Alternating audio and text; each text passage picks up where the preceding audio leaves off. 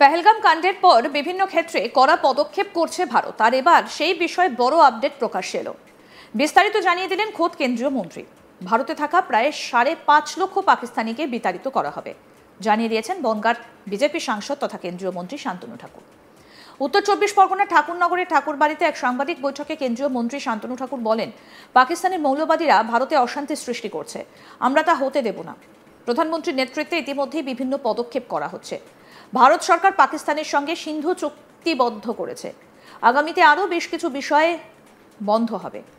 এরই পাশাপাশি পাকিস্তানিদের বিতাড়িত করার বিষয়টাও জানিয়ে দেন শান্তনু ঠাকুর। তিনি বলেন, পাকিস্তানিদের চিহ্নিত করে ফেরত পাঠানোর কাজ শুরু হয়েছে। এক্ষেত্রে প্রায় 5.5 লক্ষ পাকিস্তানি নাগরিক ভারতে রয়েছে বলে জানান মন্ত্রী। আসুন শোনাই কি বললেন কেন্দ্রীয় মন্ত্রী শান্তনু ঠাকুর। শুনি। আপনারা সকলে জানেন যে কিছুদিন আগে আমাদের কাশ্মীরের যে পেহেলগাঁও, সেই পেহেলগাঁওতে দুষ্কৃতীর হামলা এবং তাতে 26 জন প্রাণ হারিয়েছে। সম্পূর্ণভাবে উদ্দেশ্য প্রণোদিতভাবে যাতে এই মুসলিম যে কট্টরবাদী, মৌলবাদী এবং সন্ত্রাসবাদী যারা আছে, তারা ভারতবর্ষকে যে কোনো পরিস্থিতিতে তারা ডিমোরালাইজ করতে চায়, ভারতবর্ষের উন্নতিকে তারা রুখতে চায়। এই উদ্দেশ্যে তাদের এই সন্ত্রাস। মাননীয় প্রধানমন্ত্রীজির নেতৃত্বে আমাদের যে ভারতবর্ষের সরকার রয়েছে, ভারতীয় জনতা পার্টির সরকার, সম্পূর্ণভাবে আমরা দেশের মানুষকে কনভিন্স করে সমস্ত ভারতবর্ষের নাগরিক আমরা এক আছি, যার জন্য পাকিস্তানের বিরুদ্ধে আমরা আমাদের পক্ষ থেকে একটা কঠোর নীতি আমরা নিতে চলেছি, যে তাদের সাথে কোনো প্রকার কোনো কিছুতে তাদের না কনসিডার করা হবে, তাদের সঙ্গে না কোনো ট্রেড করা হবে, না তাদের সঙ্গে কোনো রকম আমাদের সম্পর্ক থাকবে। আপনারা কিছুদিন আগে দেখেছেন একটা বিজ্ঞপ্তি আমাদের সেন্ট্রাল গভর্নমেন্টের থেকে দেওয়া হয়েছে যে তাদের সাথে সিন্ধু জল চুক্তি আমরা বন্ধ করে দিয়েছি, আমরা চিনাবের যে জল চুক্তি সেটা বন্ধ করেছি, আমরা এয়ার স্পেস বন্ধ করেছি, এবং যে সমস্ত ট্রেড গুলো হতো সেই ট্রেড গুলো বন্ধ করে দিয়েছি। আজকে আমাদের ভারতীয় জনতা পার্টির যতগুলো রাজ্যের সরকার আছে, তারা সর্বপ্রথমে সিদ্ধান্ত নিয়েছে যে পাকিস্তান থেকে যে সমস্ত মানুষরা ভারতবর্ষে ঢুকেছে সেই মানুষগুলোকে সবার আগে বের করতে হবে। কেননা তারা ভারতবর্ষে থেকে ভারতবর্ষের অর্থনীতি কিভাবে তারা নষ্ট করছে সেটা আমরা সকলে জানি, এবং এই সমস্ত জেহাদি পন্থী যারা আছে তাদেরকে ভারতবর্ষে আসার পরে মদত দিয়ে আমাদের কর্মকাণ্ডে বাধা সৃষ্টি করছে। তাই সবার প্রথমে আমাদেরকে ভারতবর্ষ থেকে এই পাকিস্তানি যারা ওপাশের নাগরিক, যারা ভিসা নিয়ে এসছে, বিভিন্ন ভিসা নিয়ে এসছে, তাদেরকে ভারতবর্ষ থেকে অতি শীঘ্র বিতাড়িত করতে হবে। এটাই আমাদের আগামী দিনের সবচাইতে বড় নীতি। এই নীতিতে আমরা খুঁজে বার করেছি প্রায় 5.5 লক্ষের উপরে যারা পাকিস্তানি নাগরিক আছে, তারা ভারতবর্ষের যারা নাগরিক তাদেরকে বিবাহ করে ভারতবর্ষে এসছে, ভারতবর্ষে থাকছে, এবং এখানে এসে বিভিন্ন জেহাদি কাজের ভিতরে তারা অংশগ্রহণ করে ভারতবর্ষের অর্থনীতি, সামাজিক অবস্থানকে তারা ক্ষতিগ্রস্ত করছে। সারা ভারতবর্ষে 5.5 লক্ষের উপরে পাকিস্তানি সিটিজেন, তারা এখানের সিটিজেনদের বিবাহ করেছে, চাই সে পুরুষ হোক বা মহিলা হোক, যে কোনো অবস্থাতে।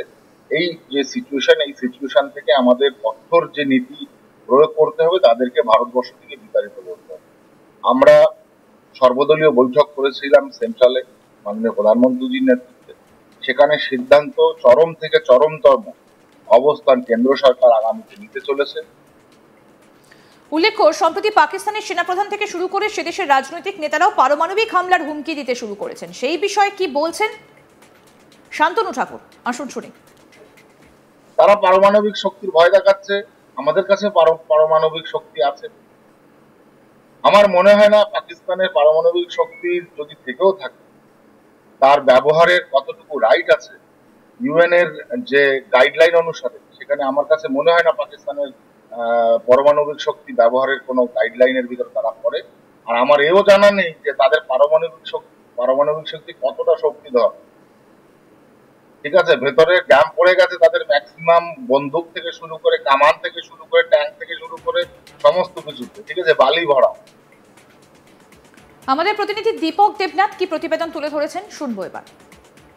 দেখো, গত মাসে কাশ্মীরের পেহেলগামে যে ভয়াবহ জঙ্গি হামলা ঘটেছে এবং সেই জঙ্গি হামলায় 26 জনের মৃত্যু হয়েছে, এই ঘটনার পর থেকেই কিন্তু গোটা দেশ এখন ফুঁসছে কবে পাকিস্তানের বিরুদ্ধে একটা বড় ঘর প্রত্যাঘাত, সামরিক প্রত্যাঘাত জারি করা হবে, এরকম একটি প্রশ্ন উঠছে। এবং ইতিমধ্যেই ভারত সরকারের পক্ষ থেকে একাধিক পদক্ষেপ নেওয়া আছে পাকিস্তানকে একঘরে করার, পাকিস্তানকে কোণঠাসা করার, যার মধ্যে অন্যতম যে সমস্ত পাকিস্তানি ন্যাশনাল, পাকিস্তানি নাগরিক ভারতে অবস্থান করছে, তাদেরকে একটা নির্দিষ্ট টাইমে তাদের দেশে ফেরত দেওয়া হয়েছে। কিন্তু এখনও পর্যন্ত বহু পাকিস্তানি নাগরিক এ দেশে বসবাস করছে, এরকমটাই অভিমত কেন্দ্রের যে জাহাজ প্রতিমন্ত্রী শান্তনু ঠাকুর এবং বনগাঁর যে সাংসদ, আজকে তার যে নিজের বাসভবন ঠাকুরনগরে, সেখানে সংবাদ সম্মেলন করেন এবং সেখান থেকে তার যেটি মূলত দাবি সেটি হচ্ছে যে প্রায় 5.5 লক্ষের বেশি পাকিস্তানি নাগরিক তারা ভারতে বসবাস করছেন এবং বৈবাহিক সূত্র হোক বা অন্য কোনো সূত্রে হোক, তারা এই মুহূর্তে ভারতে বসবাস করছেন এবং তাদেরকে চিহ্নিত করে তাদেরকে পাকিস্তানে ফেরত পাঠানো হবে। এটাই হচ্ছে কেন্দ্রীয় সরকারের প্রধান নীতি। এবং এ নিয়ে সম্প্রতি তুমি জানো যে দিল্লিতে প্রধানমন্ত্রীর নেতৃত্বে পৌরোহিত্যে একটি ক্যাবিনেট মিটিংও বসেছে এবং বেশ কয়েকটি ক্যাবিনেট মিটিং বসা হয়েছে এবং সেই মিটিংয়ে কিন্তু, সেই বৈঠকে কিন্তু মানে পাকিস্তানের বিরুদ্ধে কড়া পদক্ষেপ নেওয়ার একটা সংকল্প নেওয়া হয়েছে। সেটিও কিন্তু আজকে আমরা দেখলাম যে শান্তনু ঠাকুর তিনি প্রেস কনফারেন্স বললেন এবং তার যেটি দাবি যে এই লোকগুলোকে, এই মানুষগুলোকে চিহ্নিত করে তাদেরকে ফেরত পাঠাবে, কারণ এই মানুষগুলো অবৈধভাবে ভারতে বসবাস করছে এবং শুধু তাই নয়, ভারতের যে অর্থনৈতিক যে পরিকাঠামো বা সামাজিক যে পরিকাঠামো সেগুলোকে ধ্বংস করছে। সুতরাং এই মানুষগুলোকে প্রথমে চিহ্নিত করতে হবে। তার যেটি অভিযোগ যে এই মানুষগুলো ভারতে বসে জেহাদি যে কার্যকলাপ, সেই কার্যকলাপের সাথে জড়িত এবং সেই জড়িত থাকার কারণেই কিন্তু ভারতের যে সামাজিক অবস্থান বা সামাজিক যে পরিকাঠামো সেটাকে ধ্বংস করা হচ্ছে। এবং তুমি জানো যে এই ঘটনার পরে কিন্তু গোটা দেশ জুড়ে একটা প্রশ্ন উঠছে যে আর কবে, অর্থাৎ কবে সেই ভারত মানে মুহূর্তের জবাব দেবে, বড় একটা প্রত্যাঘাত করবে।